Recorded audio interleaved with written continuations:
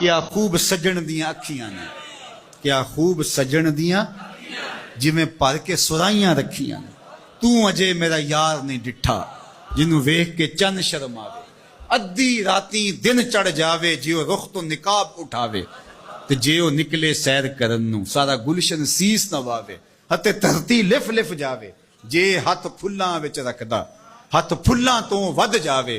नैन नशीले मस्त रसीले विच सोहना कजल सुहावे।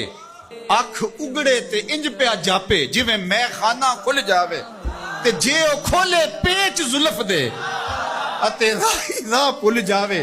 तौबा तौबा हुस्न सजन दा चाल ना चली जावे। बिजली डरदी लिश्क ना मारे मता बेअदबी हो जावे।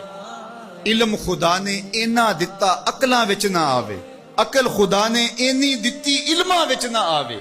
की एजाज नजर विच ओदी जो आवे विक जावे।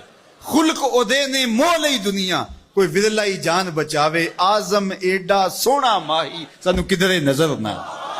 मुख चंद बदर शाह मथे चमक दी लाट नूरानी। काली जुल्फ ते अख मखमूर रखी हिन मद भरियां।